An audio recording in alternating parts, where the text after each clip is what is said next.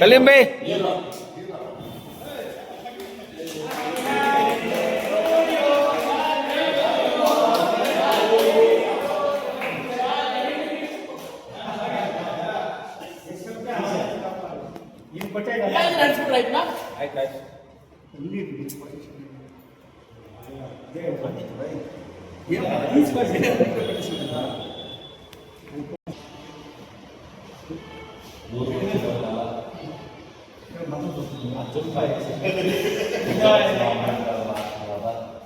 ಮತ್ತೆ ನಮ್ಮ ತಂದೆ ತಾಯಿಯ ಆಶೀರ್ವಾದ, ನಮ್ಮ ಎಲ್ಲ ನಮ್ಮ ಸಂಘಟನೆಯ ಕುಟುಂಬದ ಆಶೀರ್ವಾದ,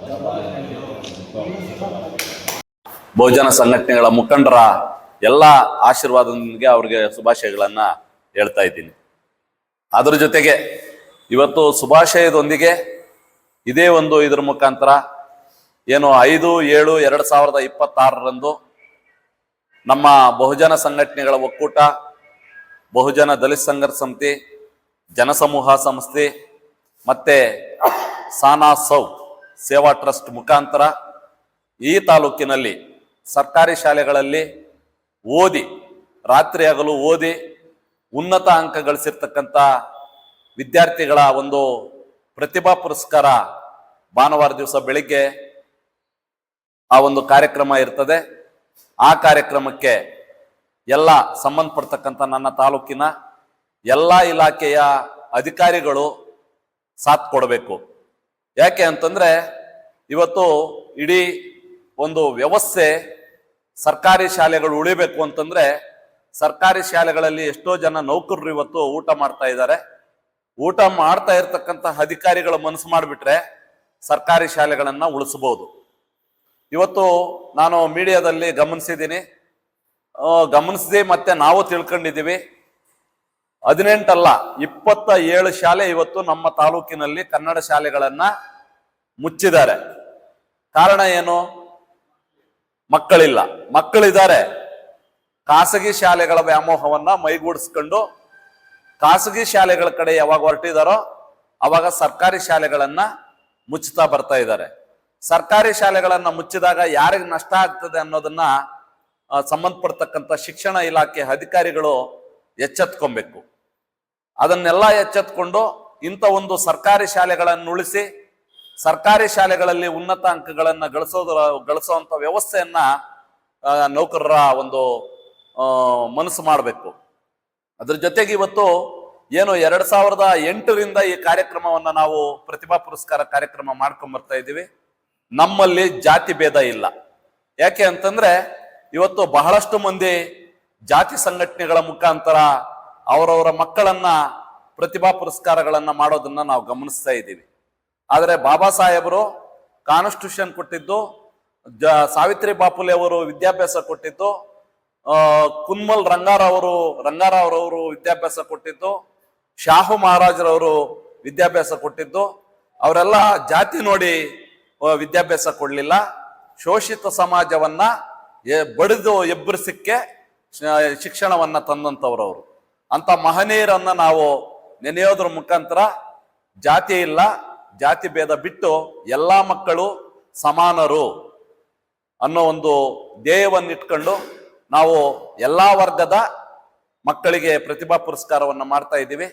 ಈ ಪ್ರತಿಭಾ ಪುರಸ್ಕಾರ ಕಾರ್ಯಕ್ರಮಕ್ಕೆ ಸಂಬಂಧಪಡ್ತಕ್ಕಂಥ ತಾಲೂಕು ದಂಡಾಧಿಕಾರಿಗಳು, ಸಂಬಂಧಪಡ್ತಕ್ಕಂಥ ಪೊಲೀಸ್ ಇಲಾಖೆ, ಸಂಬಂಧಪಡ್ತಕ್ಕಂಥ ಸಮಾಜ ಕಲ್ಯಾಣ ಇಲಾಖೆ, ಸಂಬಂಧಪಡ್ತಕ್ಕಂಥ ತಾಲೂಕು ಪಂಚಾಯತಿ ಇಲಾಖೆ, ನಾನಾ ಇಲಾಖೆಗಳು, ಶಿಕ್ಷಣ ಇಲಾಖೆ, ಎಲ್ಲ ಇಲಾಖೆಗಳನ್ನು ಆ ಒಂದು ಕಾರ್ಯಕ್ರಮಕ್ಕೆ ಬಂದು ಕಾರ್ಯಕ್ರಮವನ್ನ ಯಶಸ್ವಿಗೊಳಿಸಬೇಕು.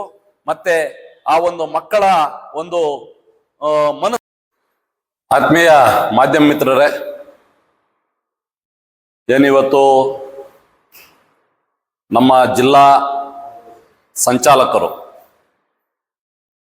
ಬಹುಜನ ಸಂಘಟನೆಗಳ ಒಕ್ಕೂಟ ಹಾಗೂ ಬಹುಜನ ದಲಿತ ಸಂಘರ್ಷ ಸಮಿತಿಯ ಜಿಲ್ಲಾ ಸಂಚಾಲಕರಾಗಿರ್ತಕ್ಕಂಥ ನಮ್ಮ ತಾಯ್ಲೂರು ಮಾಜಿ ಗ್ರಾಮ ಪಂಚಾಯತಿ ಸದಸ್ಯರು ಹಾಗೂ ದಲಿತ ಮುಖಂಡರು ಅವರಿಗೆ ಹುಟ್ಟುಹಬ್ಬದ ಶುಭಾಶಯಗಳನ್ನು ಕೋರೋದ್ರ ಮುಖಾಂತರ ಏನು ಅವರ ಒಂದು ಸೇವೆ ನಮ್ಮ ಜನ ಸಮುದಾಯಕ್ಕೆ ಅಪಾರವಾಗಿರಲಿ, ಏನು ಅವರು 5 ವರ್ಷಗಳ ಕಾಲ ಒಂದು ಗ್ರಾಮ ಪಂಚಾಯತಿ ಸದಸ್ಯರಾಗಿ ಸಂಘಟನೆಯಲ್ಲಿ ಕೆಲಸ ಮಾಡಿಕೊಂಡು ಭಾಳಷ್ಟು ಉತ್ತಮವಾದ ಕೆಲಸಗಳನ್ನು ಆ ಗ್ರಾಮ ಆ ಬ್ಲಾಕಲ್ಲಿ ನಿರ್ವಹಿಸಿಕೊಟ್ಟಿದ್ದಾರೆ.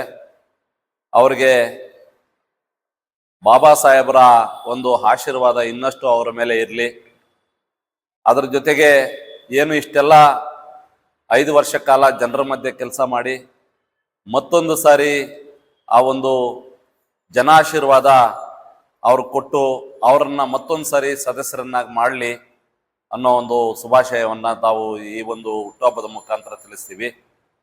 ಏನು ಇಷ್ಟೆಲ್ಲ ಆಗಿ ಈಗ ರಾಜಕೀಯವನ್ನು ಮೀರಿ ಬಹಳಷ್ಟು ಪೊಲೀಸ್ ಸ್ಟೇಷನ್ ವಿಚಾರ ಆಗಿರ್ಬೋದು, ಹಾಸ್ಪಿಟಲ್ ವಿಚಾರಗಳಾಗಿರ್ಬೋದು, ಜನರಿಗೆ ಬೇಕಾಗಿರ್ತಕ್ಕಂಥ ಒಂದು ಸೌಲಭ್ಯಗಳ ಬಗ್ಗೆ ಪ್ರಶ್ನೆ ಮಾಡೋದಾಗಿರ್ಬೋದು, ಅವರನ್ನು ಮಧ್ಯರಾತ್ರಿಯಲ್ಲಿ ಏನೇ ಸಮಸ್ಯೆ ಬಂದರೆ ಕೂಡ ನಾನು ಇದ್ದೀನಿ ಅನ್ನೋ ಒಂದು ವ್ಯಕ್ತಿ ಇವತ್ತೇನಾದ್ರೂ ಆ ತಾಯ್ಲೂರು ಭಾಗದಲ್ಲಿ ಇದ್ದಾರೆ ಅಂತಂದರೆ ನಮ್ಮ ಚರಣ್ರವ್ರು ಇದ್ದಾರೆ ಅನ್ನೋದನ್ನು ನಾನು ಈ ಸಂದರ್ಭದಲ್ಲಿ ನಾನು ಹೇಳಲಿಕ್ಕೆ ಇಷ್ಟಪಡ್ತೀನಿ.